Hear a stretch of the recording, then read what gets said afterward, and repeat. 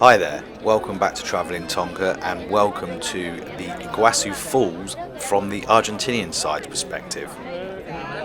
If you've already seen my video from the Brazil side of the falls, then you'll realise that we actually did that one ourselves and we didn't have a guide or anything like that with us. That was all self-arranged. We got there in a taxi and did it ourselves. This time we actually did this with a tour company because we were staying in Foz do Iguaçu, which is on the Brazil side. And to come across the Argentinian side, it can be quite difficult at the immigration point. It's very busy. But if you're with a tour company, you go on a bus and they seem to have priority access. So even though it still took 45 minutes to an hour to get over it, it's still probably quicker than what it would be if you did it on your own. So if you're staying in Brazil, that would definitely be the way to do this, to get over to the Argentinian side, to make it quicker, and the fact that everything is already organised for you as well. So with the one that we did, the tickets aren't included to the actual park. You do have to buy them either online or at the gate when you get there. But what is actually included, you get picked up from your hotel or wherever you're staying in Foz do Iguaçu or around that area, brought across the border and brought to the park, and you have the guide with you as well. Just something else to mention that you might have missed at the start. I mean, it didn't show us getting the tickets for the train, but there was a big crowd of people around there at the very start, and that is to get the train all the way down to the Devil's Throat, which is a long way and you do need to get it. But you do need to book specific time slots to get on it. You don't have to pay for it, but you do need to book slots so they can manage all the traffic. Having the guide there made it a lot easier for us to do that as well, because obviously it's Spanish speaking on that side and it is absolute carnage. So as you'll see from this early footage, we just following the path. You can go on a walk now to the first part of it, and we did about an hour or so down to these points that we're coming up to, cross bridges and all the way through. Obviously what you can see in the distance there, we will get down to that later on, but because our train time was a bit later, there's sort of 3 different paths that you can take, so you've got to try and plan it out, which again, having the guide there to do that, because he does it all the time, made it really easy, because you could end up doing loads of walking unnecessarily. The tickets to come onto Iguazu Falls on this side were around about £25. You're better off getting them through the official website, because I noticed there was quite an increase in the cost of it booking through other companies that sell them, but it's really easy to work anyway, so that would be the best bet for that. It was an early start for our pickup though. This is just something else to bear in mind if you're going to do it for a tour company. The pickup was around about 6:30 in the morning, mainly because it can get really busy over there, but also it's easy to get across the immigration bit like I mentioned earlier, and also the park isn't as busy at that time, so it's worth it in the end to get up early to do it. The price of the pickup and with the guide and getting over with that, I think it was only about £15 per person, so that's actually really good value. So £40 I think in total to get into the park and get over there with the guide is very reasonable, I think, from where we were. The Argentinian side is obviously more expensive because it's bigger and it takes longer to get around. I mean, we did this all in around about 6 hours, but you could easily spend the whole day there if it's really busy and if you want to stop for food and drinks, etc. We were here in around about the end of July and it's their winter, so it's not peak season, but it was still pretty busy when we were there. I mean, I wouldn't say heaving all the way around, apart from obviously the bit you saw at the beginning, but I can imagine if you're going in peak time, it would be very difficult to navigate your way around with all the people, all taking pictures, recording, whatever. I mean, as you can see here at the moment, it's actually not that bad on this part, but I can imagine this gets really, really busy. It's actually really interesting walking around here because you can see the falls and from so many different angles and perspectives, and you keep seeing it and you keep seeing little bits like this all the time, and you just wonder when you're actually going to get close to it, but it's so far out, but it's so nice to get different views. There's like little bits like verandas there that you can look over, and that's quite consistent all the way around in different points, as you'll see again. Although this side was a lot longer to walk around, it was actually easier than the Brazil side because it was actually more on a level sort of footing on the way round, where you were up and down quite a bit on the Brazil side. So if if it's hard for you to walk on difficult inclines, it's actually much better on the Argentinian side for you. I'm not sure how the sound of this all comes across to you, but the power coming from these falls is unbelievable. I mean, it probably doesn't transmit so well on here, but it is. You could just hear it all the time, no matter whether you can see it or not. You can just hear the power of it from different places. You can see the mist. That's all you see, and obviously we're getting round to the bit close to it, and it gets more and more. But that mist just carries for a long way. Just one thing on our guide as well. At the beginning, he did say if you wanted to go off on your own, you can do so. You didn't even need to go round with him if you didn't want to. If you wanted to be, just use it as a sort of taxi service and to get through the immigration, you could have done that. So that was fine as well. We just found it was actually he was really nice. It was very interesting, explaining things about which we didn't really know about. So you've got both options with that. But he didn't overdo it. He kept himself to himself when he needed to be, because there was only about, I think there was about 15 of us in our group. As with the Brazilian side, you can also do a boat tour on this side as well, which I don't think it does the same route as the one on the Brazil side, but I'm not 100% sure on that. But when you get down to where you will walk to go towards Devil's Throat, which we'll see later on, there's a little jetty down there where you can pay when you get there. You don't have to book it. You can, if there's a slot available, and wait and do it down there. There's a restaurant and everything in that area as well. So if you decide to go on a boat tour, I think they're quite expensive. I'm not entirely sure how much they were though.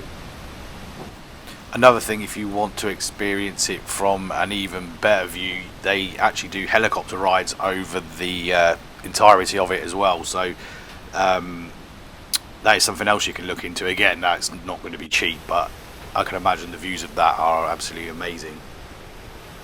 Something else that did come up when I was doing my research for it at the beginning was lack of card machines and ways of paying over there. That is all a myth. Everyone originally all kept saying, "Oh, you need to bring cash with you," and that they don't accept card. They do accept cards everywhere. You can pay for your tickets with card through the machines. The restaurants and the places to get the drinks, you can pay for card as well. I mean, as always with these countries and in these areas, it's always good to carry a bit of cash around with you anyway, just in case, but I didn't have any problems with that either there. Something else I did notice on this side as well was it was actually really nice to walk around on the surface you actually walk on, and considering how much spray you get from the water, you would expect that, sometimes it can be quite slippery on there, as you'll see probably in previous parts of it where it's metal, so you would think it was slippery, but it actually isn't. I actually had flip-flops on to do this, and I didn't have struggle at all walking around on it. So obviously you probably want to wear something a bit better if you're going to be walking for that long, but that's just my personal preference. At the moment where we are walking across the bridges and the walkways now, these are just like, you are literally on top of the falls here, so it's just it's very calm, and it's not actually deep either. But when you see the other side, look, you can see where it drops off over there, so you are literally walking along the top all the way round. And you'll see from when you looked at it from the previous shots, you can see all the different falls all the way. These are different parts of it, and like I say, you do go out to different viewpoints again like this. You can get really close to it again. You might also want to think about wearing sunscreen out here, because you are open to the elements all the time. And it wasn't super hot when we were there, but you can still see how sunny it is. So you can imagine if you get a really, really hot day, you probably just might want to have some protection on you. So this is the train that you actually get on to go down to the Devil's Throat. It's only I think about a 15-minute journey on it, but you can see that it's really busy. So this is why you do need to have time slots, because there's be so many people trying to get on it. And every time we used it, the 3 journeys we did on it, it was 4 deep each side, and it was completely full. So like I said, bear in mind when it gets to the peak time how busy it would be. This, what you can see, what we're coming up to now, is the Devil's Throat. This is probably the most amazing part of it when you get over the top and you can look right down into. I mean, look at this now. This isn't actually it here. This is all the falls that you can see, but you know, you're right in amongst it now, so it's beautiful. I mean, I've never seen anything like this before. This whole platform where I am at this moment is heaving, and it is very difficult to move around on them. I mean, you can't quite see at the moment, but I'm sort of holding my camera above everybody, but there's people literally squashed up behind me, in front of me.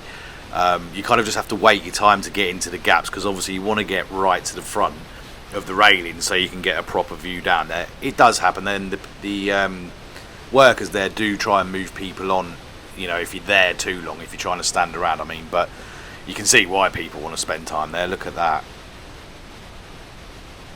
This whole section here is just sort of like the best part of it, I think. I mean, as much as the Brazil side is, you know, to look at, is quite pretty all the way around, and it's spread out slightly different, this bit all in this little area here, all in one space, with the power of all these different falls, is quite incredible. I mean, look at that. That is the, you know, the power of that coming down there is unbelievable, and it probably doesn't even come across properly on here, but when you're stood over it, because you can really stand over it here, you realise, because you cannot see anything down the bottom because of all the mist and that coming off the water.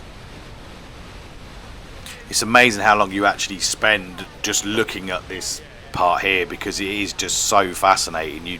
You could literally stand there for ages just looking at all this. I mean, look at all the different falls that you get to, but I doubt there's many places that you go that you can get that up close and personal with. I mean, this bit especially, look at that there. That is, you're literally right over it and you can't see anything down there.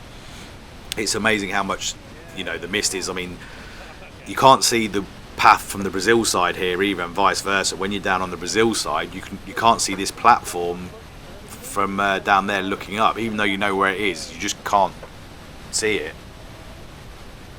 I kind of feel after you've done this bit though, you probably want to, if you can, save this bit till last, because when you go around the rest of it, it's sort of it's a bit of an anticlimax after that, because as nice as it is like now walking through and seeing all the different, you'll see different viewpoints in a minute again of the falls, there's nothing quite like being right over the top of it, like where we were there. This, you know, this is just different parts of it now, and yeah, so if you can plan it that way, probably do that last so that you save that till the end. That said, it's not always possible to do that and plan it that way, because obviously you're dependent on the train times and the availability of them, so you just have to see when you get there what's available and how to do it. I mean, however you do it, it is amazing anyway. I mean, as you can see, it is a fascinating place. The point that we are coming up to now is this point. So down there to the left, that is sort of like the Brazil side of it, and then when you sort of move around to the corner, the right side of it is the Argentinian side, so you can actually see it from both points here. Yeah, there's the Argentinian side there. So I've seen the boats as well down here, not that one, but I have seen some of the other boats in this area, so I know they come up to this bit, and I think they go up the channels. I'm not sure how far up. I wouldn't have thought it would be very far, because you've seen how powerful it is. I realised I didn't capture the sort of eating areas on here, the cafeterias and what have you. There is one really big area where people sort of congregate in the middle of it, which is really nice, and then there's a couple of others. There's a lot more on this side than there is on the Brazil side to eat and drink, but yeah, you're not going to go too far if you know, if you're walking around and you need to, I mean, obviously carry some water around with you if it's really hot, but you're never going to get caught out, because there is always places to buy something on the way around. This was the last bit that we did on our walk round, sort of walking around to this, and you have to walk all the way back up to the main entrance, but that's where the guide took us up there. The bus was waiting for us there as well, so that was also nice. We didn't have the stress of figuring out how to get out or anything like that. They were waiting for us. You get on it, and again, obviously you have to come back over the immigration from the Argentinian side to the Brazil side. If you like this video, check out my one on the Brazil side of the Iguazu Falls. There will also be some other videos uploaded from our recent South American trip, so keep an eye out for those when they get uploaded. I hope you've enjoyed this trip round the Argentinian side of the Iguazu Falls, and thanks for coming back to the Travelling Tonka videos. We look forward to seeing you again. Bye for now.